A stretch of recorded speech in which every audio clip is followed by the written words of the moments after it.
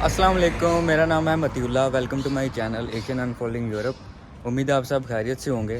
तो यार वीडियो बनाने का मकसद ये था कि काफ़ी लोग पूछते हैं यूके कैसे आया जाए, क्योंकि मैं यूके आया था स्टडी वीज़ा पे। तो मैंने सोचा आज से एक वीडियो सीरीज़ स्टार्ट करते हैं यूके स्टडी गाइड के लिए। तो यार प्रोसेस आपके लिए ऑलमोस्ट सेम है, अगर आप इंडिया, पाकिस्तान, नेपाल कहीं से भी हो या बांग्लादेश से। डॉक्यूमेंट के नाम डिफरेंट हो सकते हैं लेकिन प्रोसेस सेम। तो यार प्रोसेस स्टार्ट करने से पहले आपके पास होने चाहिए सारे डॉक्यूमेंट्स रेडी।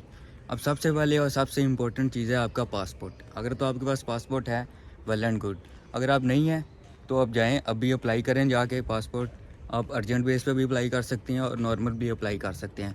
मैं आपको रेकमेंड करूंगा कि आप नॉर्मल अप्लाई करें और साथ में आप अपने दूसरे डॉक्यूमेंट्स रेडी करना स्टार्ट कर दें। अगर आपने बैचलर्स के लिए अप्लाई करना है तो आपको चाहिए आपकी मैट्रिक की डिग्री और इंटर की। अगर आपने मास्टर्स के लिए अप्लाई करना है तो आपको फिर साथ में अपनी बैचलर्स की डिग्री भी चाहिए। तीसरा डॉक्यूमेंट जो आपको चाहिए वो होते हैं आपके लेटर ऑफ रेफरेंस। वो आपको 2 अदद चाहिए होते हैं। वो अपने प्रोफेसर से भी ले सकते हैं, आप उनको मेल करें, वो आपको मेल पे सेंड करें। इसके साथ साथ ना आपने अपनी एक सीवी बनानी है पूरी डिटेल्ड, और उसके साथ आपको चाहिए एक एक्सपीरियंस लेटर जहाँ पे आप जॉब कर रहे हो।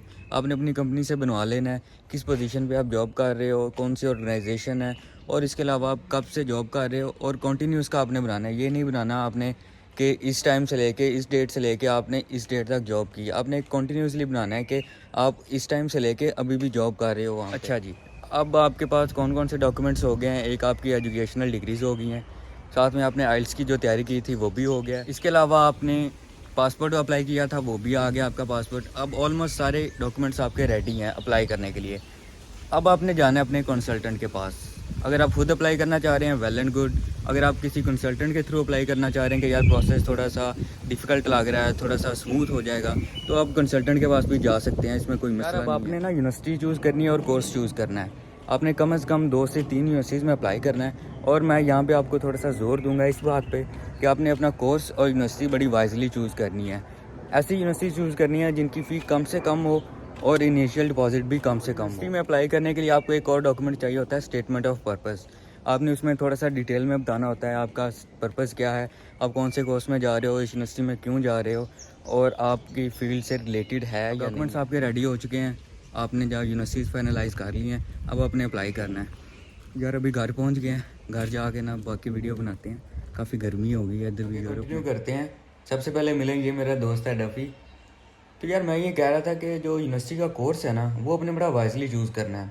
मैं तो ये रिकमेंड करूँगा कि आपका जो प्रीवियस डिग्री का जो कोर्स है, आपने उसी से रिलेटेड चूज़ करना है, ताकि आपको यहाँ आके जॉब करने में से रिलेटेड जॉब भी ढूंढ सकें और आप उस पर कन्वर्ट भी कर सकते हैं। स्टूडेंट वीज़ा को अपने वर्क वीज़ा पे कन्वर्ट करवा सकते हैं। मैंने ना किया था 2 यूनिवर्सिटीज़ में अप्लाई, एक हटफोशायर थी और दूसरी थी बीसीयू। अब बीसीयू बहुत ज़्यादा टाइम लेती है एप्लीकेशन को एंटरटेन करने में, और मेरा ऑफ़र लेटर आ गया था हटफोशायर से पहले, तो मैंने फिर इसी को कंटिन्यू। वजह ये यूनिवर्सिटी चूज़ करने की ये थी कि ये लंदन में थी। ये मेरी बड़ी गलती थी वैसे, क्योंकि ये लंदन में नहीं है, काउंट लंदन में होती है लेकिन ये है ये आउटर लंदन में। तो घर से यूनिवर्सिटी जाना और यूनिवर्सिटी फिर वापस घर आना, पूरा एक दिन लग जाता था जिस दिन क्लास होती थी। तो आप लोगों ने वाइजली चूज़ करनी है जहाँ पे जॉब अपॉर्चुनिटीज़ ज़्यादा हों और आपकी यूनिवर्सिटी भी ज़्यादा दूर ना हो। क्योंकि मैं लंदन में रहता था, यहाँ पे जॉब वगैरह करता था, तो यूनिवर्सिटी जाता था जिस दिन, तो उस दिन 1 घंटा जाने में और 1-1.5 घंटा आने में लग जाता था। तो आपने यूनिवर्सिटी वहाँ पे चूज़ करनी है जो बिल्कुल सिटी के अंदर हो, वहाँ पे जॉब अपॉर्चुनिटीज़ ज़्यादा हों और आपकी अकोमोडेशन भी नज़दीक। ऑफर लेटर आने के बाद ना आपको एक कंडीशनल लेटर आता है या फिर आता है अनकंडीशनल।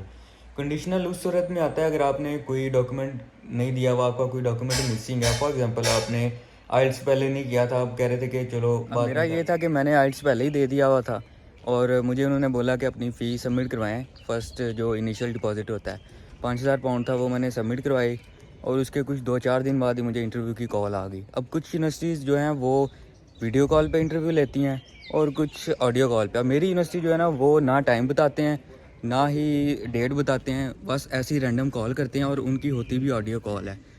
इंटरव्यू हो गया, उसके 2-4 दिन बाद ही वो जो है ना वो आपको बता देते हैं आपका इंटरव्यू सक्सेसफुल हो जाता है। ऑलमोस्ट 99% वो हो ही जाता है। और यूनिवर्सिटी इंटरव्यू इतना ज़्यादा मुश्किल नहीं होता, वही नॉर्मल सिंपल क्वेश्चन होते हैं। Why you are coming to UK, why this course, why this university, who is sponsoring you. अगर तो आप खुद को खुद स्पॉन्सर कर रहे हैं, आपके अपने बैंक में स्टेटमेंट में फ़ंड्स पड़े हुए हैं, तो मसला ही कोई नहीं। अगर आपके कोई पेरेंट्स में कोई स्पॉन्सर कर रहा है तो भी आप सिंपली उनको बता सकते हैं, कोई वो डॉक्यूमेंट रिक्वायर नहीं करते हैं। इंटरव्यू सबका क्लियर हो जाता है, फर्स्ट टाइम में ना भी हो तो सेकंड टाइम में मोस्टली हो ही जाता है। इसके साथ साथ आपने ना जब आपका इंटरव्यू हो रहा होगा और ये सारी फीस आप सबमिट करवाएंगे, ये प्रोसेस चल रहा होगा, साथ में ही आपने अपनी बैंक स्टेटमेंट भी स्टार्ट कर देनी है, क्योंकि बैंक स्टेटमेंट आपको चाहिए होती है 28 डेज़ की मैच्योर। क्या चीज़ है, बैंक स्टेटमेंट मैच्योर होनी चाहिए पिछले 28 दिन से। इसका मतलब है कि जितनी आपको रिक्वायर्ड अमाउंट है उतने पैसे आपके पिछले 28 दिन से आपके अकाउंट में पड़े होने चाहिए। उससे ज़्यादा हो सकते हैं, जितने मर्जी रखवा लें, लेकिन उससे कम नहीं होने चाहिए, क्योंकि पाउंड का रेट ऊपर नीचे होता रहता है। तो बेटर यही है कि आप लोग थोड़े से पैसे ऊपर ही रखवाएं। पिछले 28 दिन से वो आपके अकाउंट में होने चाहिए, उससे कम हुए तो वो एक्सेप्ट नहीं। अच्छा, जब आपकी बैंक स्टेटमेंट मैच्योर हो जाएगी ना और आपका इंटरव्यू भी हो गया, अब आपने करना है CAS letter apply. CAS letter के लिए आपको बैंक स्टेटमेंट चाहिए होती है, इसी वजह से मैंने आपको बोला था कि बैंक स्टेटमेंट भी आपने मैच्योर करनी स्टार्ट कर देनी है इतनी जल्दी वीज़ा अप्लाई करने से। यूनिवर्सिटियाँ वो डिमांड करती हैं कि आप कैश लेटर अप्लाई करने के लिए बैंक स्टेटमेंट भी प्रोवाइड करो, ताकि एक बार वो कंफर्म कर लें। इसलिए मैंने बोला था कि बैंक स्टेटमेंट भी आपने मैच्योर करनी स्टार्ट कर देनी है। अब मेरी यूनिवर्सिटी जो थी ना, उसने भी डिमांड की थी कि आप बैंक स्टेटमेंट भी दो हमें, और साथ में एक होता है अकाउंट मेंटेनेंस सर्टिफिकेट। तो क्लियर करने के बाद जब आपकी बैंक स्टेटमेंट मैच्योर हो गई है ना, अब आपने अप्लाई कर देना कैश के लिए। कैश के लिए बस वो 1-2 डॉक्यूमेंट्स रिक्वायर करते हैं, पासपोर्ट की फ़ोटोकॉपी और दूसरा ये बैंक स्टेटमेंट। ठीक है, जब आपका कैश लेटर आ जाएगा तब आपका यूनिवर्सिटी वाला प्रोसेस कंप्लीट हो चुका है। अब आपने करना है अपना वीज़ा। वीज़ा अप्लाई करने के लिए ना आपको 1-2 डॉक्यूमेंट्स एक्स्ट्रा चाहिए होते हैं। एक तो होता है आपका बर्थ सर्टिफिकेट, और इसके अलावा होता है एक एफिडेविट। अगर तो आपको कोई स्पॉन्सर कर रहा है तो आपने एक एफिडेविट लेटर बनवाना है, जिसमें सारी डिटेल लिखी हो। अगर फॉर एग्जांपल आपके कोई पेरेंट्स में से आपको स्पॉन्सर कर रहा है या सिबलिंग में से, तो वो एक एफिडेविट देगा कि मैं इसको फाइनेंशियली सारा सपोर्ट करूंगा इसकी डिग्री के दौरान। इसके साथ साथ आपने एक FRC बनवाना होता है, जो होती है फैमिली रजिस्ट्रेशन सर्टिफिकेट, जिसमें ये प्रूफ होता है कि आपका जो स्पॉन्सर है वो आपका ब्लड रिलेशन है। अब आपने अपनी एप्लीकेशन फॉर्म फिल करना है वीज़ा के लिए और अप्लाई कर देना साथ में सारे डॉक्यूमेंट्स लगा के। उसके बाद आपने एक चीज़ होती है IHS, जो होती है हेल्थ इंश्योरेंस, वो आपने पे करनी होती है। अगर आपका 1 साल का कोर्स है तो 1 साल की मेरे टाइम पे थी 470 पाउंड्स। अब मे बी इंक्रीज़ हो गई हो, 500 हो गई हो। तो अपने जितने साल का आपका वीज़ा होगा ना, जितने साल का आपका कोर्स होगा, उतने साल के अपने वो हेल्थ इंश्योरेंस पे करनी होती है। वीज़ा सर्विसेज जो होती है ना, वो 2 टाइप की होती हैं। एक होती है नॉर्मल और एक होती है प्रायोरिटी बेस। अब ये आप पे डिपेंड करता है कि आपने नॉर्मल अप्लाई करना है या प्रायोरिटी बेस पे अप्लाई करना है। इसके बाद आपने ना अपनी VFS सेंटर में अपॉइंटमेंट बुक करवानी है बायोमेट्रिक्स के लिए। अब पाकिस्तान में इसके 4 सेंटर हैं, एक लाहौर में है, एक कराची में है, एक इस्लामाबाद में है और एक मीरपुर में है। जो आपको नज़दीक लगता है या जहाँ पे आपको डेट आपकी जल्दी मिल रही है, फ्री में या पेड में, 2 टाइप की सर्विसेज होती हैं, फ्री भी होती है और पेड भी होती है। अगर फ्री जल्दी ऑक्यूपाइड हो जाती हैं तो उसके बाद वो पेड को ओपन कर देते हैं, तो आप वो उसके हिसाब से आप बुक करवा सकते हैं। तो आपको जहाँ पे नज़दीक है और जो आपको जल्दी मिल रही है, आप वहाँ पे बुक करवा सकते हैं। अपॉइंटमेंट वाले दिन आपने जाना है VFS सेंटर, अपने डॉक्यूमेंट्स लेके जाने हैं। वहाँ पे आपके डॉक्यूमेंट्स स्कैन होंगे और अपलोड हो जाएंगे, और साथ में आपका पासपोर्ट आप वहाँ पे सबमिट हो जाएगा और आपके बायोमेट्रिक्स हो जाएंगे। मैं ये रिकमेंड करूँगा कि आप थोड़े से पैसे भी साथ लेके जाएं, क्योंकि आपको वहाँ पे ज़रूरत पड़ सकती है, कोई डॉक्यूमेंट मिसिंग हो, आपको वहाँ पे फ़ोटोकॉपी करवाना पड़ सकता है। या फिर आप चाहते हो कि VFS सेंटर आपके घर से काफ़ी दूर है, आप किसी और सिटी में रहते हैं और आपने वहाँ पे जाके अपनी बायोमेट्रिक्स करवानी है, तो ज़रूरी है कि आप वहाँ पे अपना कोरियर करवा लें कि आपका वीज़ा जो लग के है आपके घर। वीज़ा प्रोसेसिंग टाइम है ना, वो नॉर्मली होता है 15 दिन का, लेकिन इससे ज़्यादा भी लग सकते हैं। 1 महीना नॉर्मली आपको जो है ना, वो अपने ज़हन में इस बात को रखना है कि 1 महीना लग सकता है आपका। और जो डिपेंडेंट वीज़ा है ना, वो उससे ज़्यादा भी लगता है, क्योंकि जो मेन एप्लीकेंट होता है उसका वीज़ा जल्दी आ जाता है। Overall UK study visa process था, from university application to visa application, according to my best of knowledge.